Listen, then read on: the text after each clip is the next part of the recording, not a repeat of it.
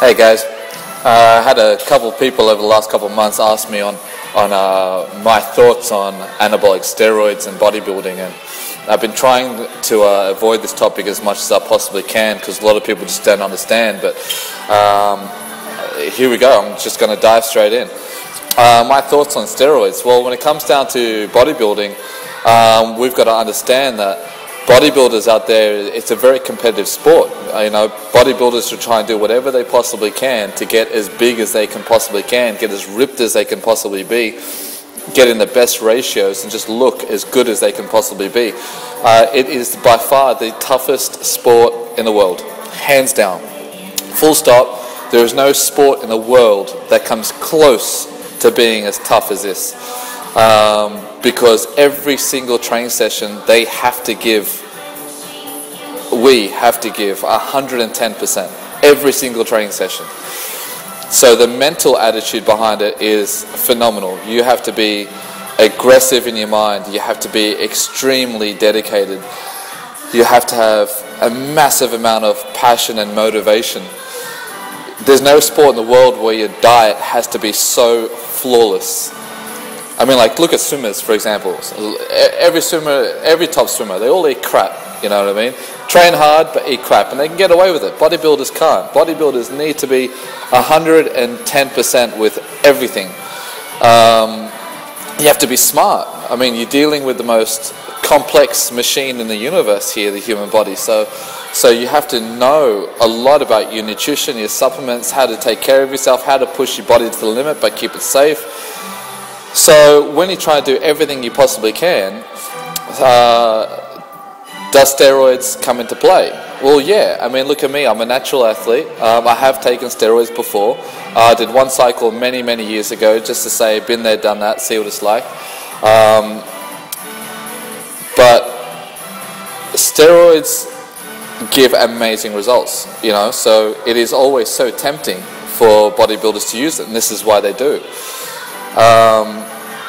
If I can gain between 5 to 10 kilo in a whole year, doing everything perfect, I can. But I can gain 10 kilo in 10 weeks by using steroids. So when it comes down to steroid use, there's also a lot of false information out there. The truth of the matter is that it is much healthier, or there's much less side effects than what people think. I mean, yeah, I've read a textbook saying that there's 1,200 different things that can go wrong with the human body if you take steroids, but the truth of the matter is there are some things that you need to do well. You need to check your health beforehand. You need to make sure that the dose and the cycle that you're doing is specific for you. You need to check your health afterwards. You need to go through your post-cycle therapy and get your hormones back in a balance. And if you do those 4 things well, then there's nothing that can go wrong. And you can do cycle after cycle after cycle for many years and you'll stay healthy. In fact, I debate whether taking a whole wide range of different supplements. I mean, if you take your pre-training supplements, your BCAAs, your protein, your creatine, your fat loss supplements, and you put all those supplements and all those active ingredients all put together in one hit, versus somebody who simply injects testosterone and takes their protein. If you had to have a debate over which one was more healthy, man, I honestly suggest in most cases the person taking steroids would be much more healthier. You see, steroids has been given a bad rap because it's a banned illegal substance, but that doesn't mean that it's necessarily unhealthy. For example, it wasn't banned because it was a bad thing. It's banned because it's a performance enhancement in sport. Doctors prescribe steroids on a monthly basis, but it's banned because it's a good thing. It got banned because it enhances the body too fast.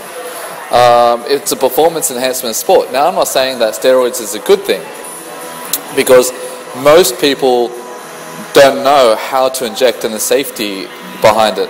They don't understand how much they should be taking. They don't understand how to drop their estrogen and boost their natural testosterone and rebalance their hormones and go through the post-cycle therapy after their cycle's over. Most people don't go to the doctor to check their health and their organs and their kidneys and liver and their heart. Most people don't know where to get it. You know, a lot of this stuff is made on the streets. It's rubbish. So, you know, we've got to understand that you've got to have a high level of knowledge. Bodybuilders have to be highly intelligent to make the decision and go through and do it. But when you see bodybuilders, man, there's nothing more frustrating than people that look at bodybuilders and go, yeah, just take steroids, look at the size of him. They don't understand all the background that goes into play. You know, it is by far the toughest sport in the world. They've got to train their asses off and everything's got to be right. So my perception on steroids is it's a part of the sport. Deal with it. It's always going to be there. We're never going to be able to get rid of it. There are other drugs that come into play: insulin, growth hormone, you know, peptides. The list goes on. All those drugs are always going to be part of the sport. Diuretics as well. We've got to live with it. But we've got to make our decision whether we're going to be a natural bodybuilder or we're going to take steroids. And if you are going to take steroids, you've got to be smart about it. You know, I never try and promote it. In fact, I never promote it full stop because people don't have the knowledge behind it. But on the same side, you know, I accept people that do decide to take it because I understand why. As long as they keep themselves safe, and that's the most important thing.